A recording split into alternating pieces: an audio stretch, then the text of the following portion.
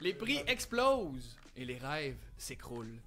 2025 s'annonce pour être une année encore pire pour l'immobilier au Canada, mais comment faire pour régler ça? Est-ce qu'il y a des solutions possibles? On en parle aujourd'hui sur GenB. Ça n'a pas d'allure, hein? Ça n'a pas de sens. Ça n'a pas de sens. J'ai une dernière, je vais essayer de le rechercher, mais un article de la presse.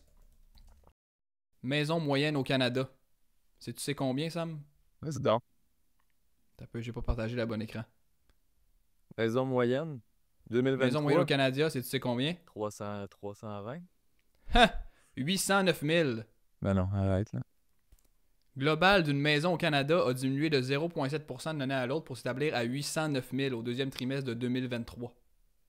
C'est fou, hein? Pense à Vancouver, Sam. Ok, au Canada aussi, je Canada. pensais juste au Québec. Au Canada, Sam. Ok. Ah, c'est fou. C'est complètement fou quand tu regardes ça. Ouais. 800 000 Pose la question, qui peut se payer ça? Écoute, peux-tu te payer ça, toi? moi, je te confirme que je peux pas me payer ça. Puis, même si tu coupes ça de moitié, je vais passer mon tour. Tu passes ton tour. Ouais. Je passe mon tour aussi. Ouais. Puis j'ai besoin d'un peu d'espoir.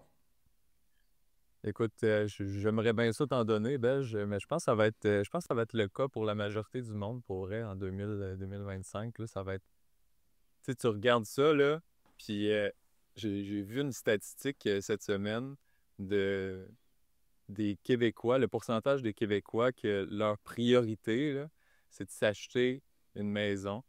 Ça reste dans leur priorité pour 2025, c'est 71% des gens. Fait que quasiment Ouch. 3 Québécois sur 4, une de leurs priorités, c'est d'acheter une maison. Fait que, tu sais, ça va être tough pour vrai, Mais oui. pour les gens là, d'accéder. Là. Je sais pas ce que t'en Ça va, penses. Mais... ça va être tough, mais j'ai l'impression qu'il y a une genre de frustration aussi. Tu sais, notre génération. Moi, je suis né en 98, mais la génération des années 2000, regarde ça. Regarde leurs parents qui se sont achetés une maison quand les prix étaient dans une centaine de mille de dollars. Puis aujourd'hui, on regarde ça. Puis c'est normal d'être frustré puis de se dire comment ça va terminer. Même que les gens se disent ça va arrêter un moment donné. Ça va arrêter de monter le prix des maisons, ça n'a pas d'allure. Parce que si ça continue, ça sera littéralement impossible. Là. C'est déjà presque impossible ou extrêmement difficile, mais on se dit tout intérieurement, ok, ça continue, mais ça sera littéralement impossible. Mais la grande tristesse là-dedans, c'est on voit pas comment ça pourrait arrêter. Il semble qu'il y a une pénurie de logements au Québec. La population croît aussi. Fait que tu regardes ça, Mais ça tu semble sais- pas vouloir se corriger à court terme, en mais tout tu cas. sais, tu dis ça va être impossible, ça va être impossible. Tu regardes les dernières mesures là, qui ont été mises en place pour l'accession à la propriété. Mhm. Puis là, je vais te sortir un article de la presse, moi aussi, que j'ai regardé cette semaine. Là. Ça faisait comme une mise en contexte un peu, puis une prédiction pour 2025. Mhm. Puis ce que c'est Megan Foy qui en rapportait, c'est que, tu sais, il n'y a jamais eu autant d'incitatifs pour acheter une première propriété quand tu y penses au Québec, ben au Canada. Là. Tu Mhm. sais, il y a eu le Silly App, il y a une couple d'années. Là, tu as eu c'est le RAP qui a été augmenté jusqu'à 60 000. C'est quoi qu'il y a eu d'autre? Il y a eu l'élargissement aussi pour une nouvelle propriété neuve. Tu peux Ouais, mettre ça sur 30 ans au lieu de 25. même pas. Pour usagers aussi, tu peux mettre ça sur OK. 30 ans maintenant. Là, tu regardes les taux d'intérêt, ça fait quoi? 4-5 baisses consécutives. Tu sais, il va y avoir de plus en plus de monde, quand même, qui vont entrer le marché à cause de ces mesures-là, là, je pense. Techniquement, ça va faire augmenter la demande. Ouais. Tu sais, ça va faire augmenter la demande, puis est-ce que l'offre va suivre? C'est là la question. Si l'offre ne suit Ouais. pas, ben on n'a pas terminé de voir des, euh, des prix de maison super élevés. Je vois pas comment ça pourrait soudainement diminuer. Puis l'histoire nous a prouvé plein de fois que l'être humain regarde le prix de certains actifs puis il se dit bah ça oublie ça, c'est l'investissement du siècle, je vais m'en faire avec ça, mais des fois il peut y avoir des surprises, puis la valeur de ces actifs-là descend. Mais quand on regarde la situation avec les chiffres qu'on a, c'est assez dur d'être optimiste sur des spéciaux. en termes de maison. Effectivement. Pas de Black Friday pour ça. Non, il n'y en a pas. J'ai regardé en plus aucune. Aucune, Aucune zéro. maison à vendre en rabais au Black Friday. Ça, c'est bien dommage, puis on va pousser pour ça. Dommage. Je vais te montrer ce que j'ai trouvé avec la presse, moi aussi, cette semaine. Ben, en fait, cette semaine, ça date de quelques mois. On a l'air de deux fans de la presse. Hein. Mais, Ouais. ça fait 8 minutes c'est commencé, puis... 2 articles de la presse. Ouais. Merci la presse pour vos articles qu'on va déconstruire.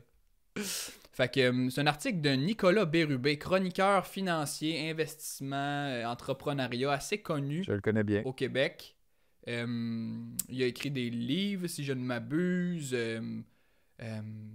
Puis il a pondu un article où est-ce qu'il suggère une règle en termes d'achat à la propriété. Donc, la règle, c'est la règle du 30-33. Ouais. OK? Une règle qui vise à simplifier un peu comment faire tes paiements hypothécaires, comment regarder les dépenses qu'une maison pourrait t'apporter. Donc, la règle du 30-33, c'est quoi? C'est qu'il dit que 30% de ton revenu que tu as, de ton salaire, de ton revenu brut, pas plus que ça devrait être consacré à tes paiements hypothécaires. OK? Le deuxième 30, c'est d'avoir en main 30% du montant de l'achat de la valeur propriété comme mise de fonds. OK? Fait que pour acheter une maison au Québec, on peut avoir des mises de fonds de 5%, mais il suggère 30% pour vraiment faire baisser tes taux hypothécaires. Pas tes taux plutôt, mais tes paiements hypothécaires. Oh boy, OK. Donc ça, c'est ce qu'il suggère aussi.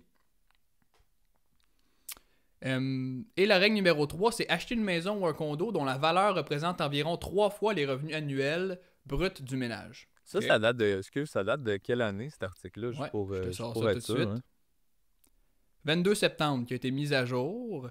OK. Fait que c'est cette année, c'est Pour 2024. cette année. Ouais, il y a quelques mois. Donc Fait là, que moi, le je regardais 30, ça. Puis le 3... Le 3, Non, le c'est, 3, faut c'est pas quoi, que ça ça? dépasse 3 fois les revenus annuels bruts du ménage. OK. Donc moi, j'ai lu cet article-là, je me posais des questions. Je me disais, mon Dieu, ça semble difficile avec la valeur des maisons qu'on a au Québec et au Canada aujourd'hui. Fait que ce que j'ai fait, c'est que j'ai utilisé notre cher ami ChatGPT / intelligence artificielle pour me déconstruire le tout. L'article, ça? Donc, oui, exactement. Donc, je te sors ça à l'instant. Donc, moi, ce que je voulais savoir, c'est est-ce que je peux me payer ça? Comment ça serait possible pour moi de respecter cette règle conservatrice d'achat à la propriété et de pouvoir avoir un toit sur ma tête, Sam? C'est ce que j'ai voulu voir. Et ce que ChatGPT m'a dit, c'est que pour respecter toutes ces règles-là et que je sois confortable avec ma propriété et que je puisse me la payer vraiment comme il faut, mon salaire annuel devrait être autour des 180 000 $ par année. OK. Donc, pour t'acheter une maison d'une valeur moyenne de 547 000. Exactement. Ça, c'est la valeur moyenne au Québec en ce moment. Ouais. Si je veux respecter cette règle-là, en me disant c'est un bon principe pour l'accès à la propriété, c'est les conditions que je dois avoir. Surtout, tu sais, tu vois là, le nombre de locataires qui est en augmentation au Québec, mais un petit peu partout au Canada. Tu sais, on est rendu juste au Québec, pas juste à Montréal, là, qui est 45%, mais au Québec, partout dans la province, c'est 40% de locataires quand même. Tu penses-tu que ça va être de quoi qui va augmenter quand même avec les années, le pourcentage des gens qui vont devoir être locataires, tu sais, est-ce que ça va être un choix que tu vas devoir faire, tu sais, avec le temps? Qu'est-ce que tu en penses? Ben écoute, moi je pense que dans le système dans lequel on vit un peu, plus tu as d'actifs, plus tu as de l'immobilier, par exemple, ben c'est facile d'en acquérir encore plus après. Tu te bâtis un genre de patrimoine, tu te bâtis une base d'actifs. Après ça, la faire croître, c'est plus facile. Fait que ça reflète un peu le si tu peux pas acheter parce que c'est trop cher puis il faut que tu loues, ben veux pas, les gens qui sont déjà propriétaires peuvent utiliser leur levier en ce moment pour acquérir d'autres propriétés, puis ça commence à créer une classe que c'est que les gens les plus riches qui peuvent vraiment avoir accès à la propriété, puis la classe moyenne doit absolument louer. Tu sais, tu parles de choix, mais ça se peut que tu n'aies plus le choix à un moment donné. Si on voit ça évoluer comme ça, le choix va probablement disparaître. T'sais. Ah, puis je pense surtout, tu sais, surtout dans les grandes villes, là, un peu partout au Canada, tu regardes tu sais, à Montréal, à Toronto ou à Vancouver, là, tu sais, si t'es quelqu'un qui veut vivre là absolument, va falloir que tu fasses un choix, là. Mhm. Tu sais, c'est soit que tu quittes la région, c'est sûr, là, mais tu, soit que t'achètes ailleurs ou que tu deviens juste locataire mais tu sais, on le voit là, dans les dernières années, à quel point l'immobilier, ça a augmenté puis c'est rendu un fonds de retraite quasiment là, pour plusieurs personnes. C'est Fait que, l'épargne tu sais, des gens. ben, c'est ça, mais les Mhm. gens qui vont rester locataires toute leur vie, par exemple, tu sais, c'est rendu quoi? Faut que tu investisses, faut que tu mettes ton argent, faut que tu la places dans des fonds d'action. Faut que c'est quoi tu sais, c'est quoi les alternatives après, là? Tu sais c'est quoi notre slogan, Sam? J'ai aucune idée. On s'est-tu fait un slogan déjà? On ramène tout au Bitcoin, nous autres. Oh! Oh! Deux Ouais, c'est fatigants. vrai, c'est bizarre ça. Ouais. On fait un show sur le Bitcoin, puis premier sujet du podcast, l'immobilier. L'immobilier. La personne qui écoute encore en ce moment, qui s'est rendue à la minute peut-être 5, 6, 7 de notre show, en ce moment, elle entend parler de Bitcoin, mais elle se dit que c'est ça. J'ai cliqué sur un show sur l'immobilier, puis il me Je me parle du suis fait Bitcoin, ces deux gars-là. Ah, fait que c'est une trappe dans le fond. C'est une Quand même trappe. bien joué de notre part. On les a trappés, mais Ouais. pour ceux qui découvrent la chaîne, Gen B, ce qu'on veut dire par là, ce que ça veut dire, c'est Gen pour génération, B c'est pour Bitcoin. On est des enfants de la génération Bitcoin, on peut s'identifier comme ça, je Ouais, pense. ouais. Euh, Nouveau-né. si on a de la misère à trouver une solution au problème de l'immobilier aujourd'hui, à la hausse du prix de l'immobilier, à mon avis, je sais pas si tu partages la même, Samuel, mais je pense que Bitcoin pourrait être une solution intéressante comme étant une nouvelle classe d'actifs qui risque de faire changer la donne un peu en termes de l'immobilier, puis même de tous les actifs, puis les stratégies de préservation de capital en général. Donc, Ben, j'ai hâte de t'entendre là-dessus parce que tu sais, tu te dis on est des enfants de cette communauté-là, mais tu sais, ça fait quand même un petit peu plus longtemps que tu es là-dedans que moi aussi. ouais, Tu sais, tu baignes là-dedans, tu travailles là-dedans au quotidien. Fait 100%. que j'imagine que tu auras des bons points à me donner Ben écoute, dans les prochains je te épisodes, montre en une tout cas. vidéo, Sam. Euh, T'as-tu entendu ça? Ouais. Ok, excuse-moi, c'est mon onglet qui ouvre. Je te montre une vidéo qui m'a beaucoup personnellement ouvert les yeux sur le rôle que Bitcoin peut jouer là-dedans. OK. En fait, j'explique un peu à l'audience. Bitcoin, une monnaie qui est rare, 21 millions d'unités. Fait que si Bitcoin, c'est vraiment la monnaie du futur, comme on en entend parler, mais ça veut dire qu'on va être payé, on va payer pour des choses en Bitcoin, et c'est une monnaie qui est rare. Donc, à la base, c'est une monnaie qui ne perd pas son pouvoir d'achat comme nos monnaies qu'on a, comme le dollar canadien ou le dollar américain, ce qui sont victimes d'inflation. Est-ce que plus on crée de monnaie, moins on peut acheter avec l'argent. Puis ça fait que le prix des choses alentour de nous augmente. Donc on voit ça partout, on voit ça à l'épicerie, on voit ça dans le prix des maisons aussi, on voit ça dans littéralement tout dans la société. Le prix des choses augmente. C'est une force naturelle du système dans lequel on vit. Un système sous Bitcoin, ça serait quoi? Ça serait une monnaie qui préserve son pouvoir d'achat et qui ferait l'inverse. Donc, je vais vous faire écouter une vidéo de Jeff Booth, qui est l'auteur du livre The Price of Tomorrow. Très bonne lecture. Il fait le parallèle un peu avec l'immobilier comme étant un investissement, une manière de préserver ton capital, de te bâtir un capital, et du Bitcoin. Et il parle du rôle que Bitcoin va jouer un peu dans le futur avec ça, en lien avec ça. Donc, je te présente ça à l'instant même. C'est bon. They would act as a store of value because cash couldn't act as a store of value because it was an inferior store of value. So you'd have to find other stores of value. Those stores of value became houses, those stores of value became stocks, and you start getting higher and higher bid prices on all of these stores of value that reinforce, instead of a house being a utility where you raise your family, it becomes a store of value. And then everybody races into the store of value because if they're not in the store of value and only in cash, they're getting destroyed. So everybody goes and makes the same trade, pushing it up higher and higher and higher, further away from its utility value as a store of value. And then enter Bitcoin, and enter Bitcoin is repricing all of those to their utility value and or the marginal cost of production, everything on the planet. So if you measured both those, this house, I've said that before, was $1.4 million 4 years ago. Now it's $2.1 million Canadian pieces of paper. In Bitcoin, it was 300 Bitcoin 4 years ago. Now it's 22 Bitcoin. In 4 years, this house will be 2 Bitcoin. And so all Bitcoiners are facing the same choice. When do I want to buy this asset? Because a lot of Bitcoiners want to buy a house because they've been so...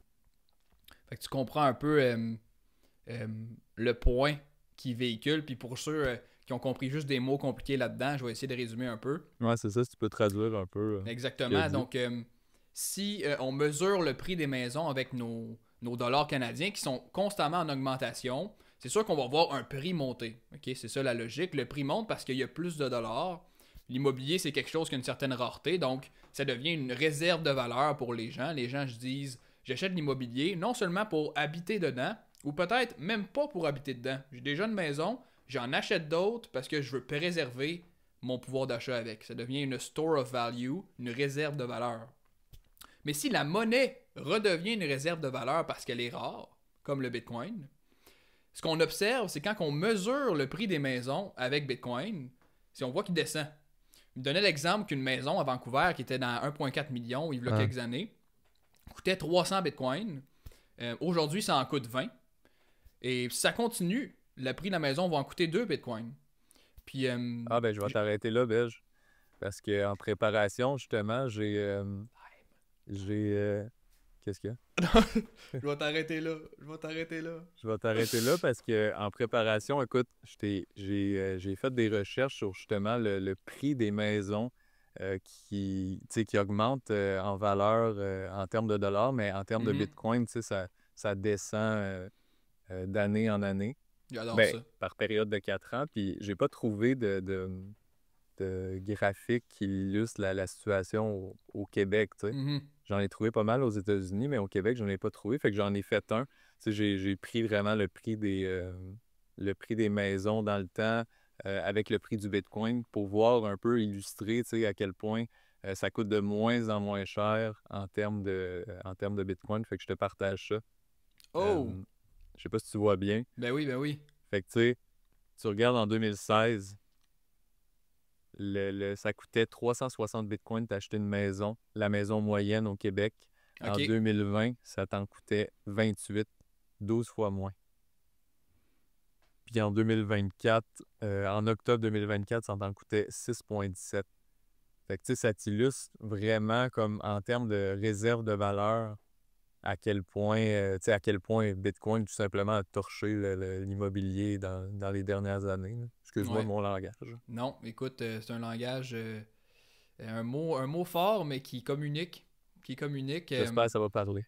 J'espère que ça va faire réagir dans les commentaires. Laissez-nous savoir dans les commentaires d'ailleurs ce que vous en pensez. Comment vous trouvez la situation immobilière au Canada en ce moment et au Québec. On veut vous entendre, c'est sûr. On lit tous les commentaires. Fait que c'est vraiment cool que tu aies fait ce graphique-là parce que moi aussi, j'ai juste vu des graphiques aux États-Unis. Puis ça soulève un peu le dilemme qu'un investisseur va avoir au cours des 10, 15, 20 prochaines années, même des 5 prochaines années. Quand tu vois Bitcoin qui performe super bien en termes d'appréciation puis d'augmentation en pouvoir d'achat, depuis 15 ans, c'est l'actif le plus performant de la dernière décennie, même depuis les 15 dernières années. Quand on voit ça, on n'en a aucunement dans notre portfolio comme stratégie de préservation de capital. Un investisseur rationnel, à un moment donné, va se dire, sais-tu quoi, je vais en mettre 1% ou 0,5 ou 5% juste pour me dire, d'un coup que ça continue, il faut quand même que j'aie une exposition. Je ne veux pas risquer de perdre tous ces gains-là qui se produisent depuis 15 ans. Mais le 5% qu'il va mettre dans le Bitcoin, c'est un 5% qu'il ne met pas ailleurs. Si l'immobilier est vraiment populaire comme réserve de valeur en ce moment, puis on continue à avoir un Bitcoin qui est une bonne réserve de valeur par ses propriétés de rareté, on va dire, ben ça veut dire que tranquillement, toute la valeur qui est dans l'immobilier qui ne devrait pas être là, parce qu'elle devrait juste être utilitaire, la valeur d'une maison, et non pas d'investissement, de store of value, va graduellement transitionner dans Bitcoin. Puis on va voir ça partout. C'est ce qui pourrait arriver dans le fond, puis j'en fais pas une prédiction assuré. Mais quand on voit ce qui se passe depuis 15 ans, depuis l'arrivée de Bitcoin, on voit ce qui se passe avec les maisons, le prix descend. Puis ça donne espoir, personnellement. Tu te dis, ça fait du bien de dire que ce que tout le monde rêve de pouvoir s'acheter une maison diminue en prix si tu la valorises avec la bonne monnaie, dans le fond. Toi qui es un bitcoineur, là, pur et dur. Pur et dur. Tu sais, quand tu parles de ça avec tes amis, là, tu leur parles-tu à quel point l'immobilier, ça arrête pas d'augmenter, tu sais, ou tu leur dis vraiment, hey, c'est fou, là, avec les années, ça diminue tellement l'immobilier, là, parce que tu parles en termes de bitcoin, tu sais. Sais-tu quoi? Je pense que je vais commencer à le faire, par contre. Nice. On vit dans un monde différent, hein? Ouais. L'immobilier arrête pas de descendre, ça m'inquiète. Non. C'est une bonne nouvelle. Ça m'excite. Ça m'excite. Je suis surexcité. Le pouvoir d'achat de mes bitcoins augmente. Et je vais pouvoir possiblement me permettre une propriété un jour si le rythme continue. J'aime ça. Écoute, on finit ça avec une note d'espoir comme ça. Ouais. Je pense que c'est une belle façon de Je vais montrer, regarde, juste avant de finir, parce qu'on a parlé des graphiques aux États-Unis, je vais le montrer. Je vais le montrer parce que je l'ai ici. Ok, ben oui. Puis ça fait un petit peu différent. J'espère qu'il va être aussi beau que le mien, là. Ça dépend. Ça dépend comment tu le vois. Boom. La valeur, on voit le graphique. Ça descend. Maison américaine en 2011, 77 000 bitcoins pour une maison. 2015, 1500, 2020, 60, 2024, 7.14. Ah ouais. Puis n'importe qui pourrait faire l'argument, ça va arrêter à un moment donné, ça. Ça va finir, Bitcoin ne marchera plus, ne fera plus ça. Peut-être, on n'a pas de boule de cristal, mais quand on voit ça sur une échelle de 15 ans, on a raison d'être optimiste. Un bon échantillon quand même. On a raison d'être optimiste. Fait que la solution à la crise de l'immobilier et à l'impossibilité des gens de notre génération ou des plus jeunes qui nous écoutent, qui veulent se permettre une propriété, mais Bitcoin pourrait en faire partie de la solution. Ça pourrait. On a ramené ça à Bitcoin d'une manière ou d'une autre. J'aime ça. On finit toujours sur Bitcoin. Je pense que ça va être la recette de nos podcasts, je pour vrai. Ouais. Juste finir sur Bitcoin, puis fin. That's it, that's all. Ça fait 30 minutes qu'on record. Si jamais il y en a qui veulent laisser des idées de sujets en commentaire ou quoi que ce soit que vous aimeriez qu'on aborde, là, ça peut être le fun si le monde a des questions, tout ça, n'hésitez pas. Puis on dit-tu au monde de s'abonner aussi? Ça se dit-tu, ça? Si vous aimez entendre parler du Bitcoin, de l'économie, de la finance, de tout ce qui touche à ça, on ramène toujours ça à Bitcoin parce qu'on triple là-dessus bien raide. On est des fous. Mais on est des fous. Mais on va aborder plein d'autres sujets aussi parallèles. Fait que si ça vous intéresse, des sujets que vous trouvez qu'on parle pas assez, soit à radio ou sur Internet, au Québec ou en français tout simplement, laissez un j'aime, abonnez-vous, puis pèsez sur la petite cloche en plus. Alright. See you, gang.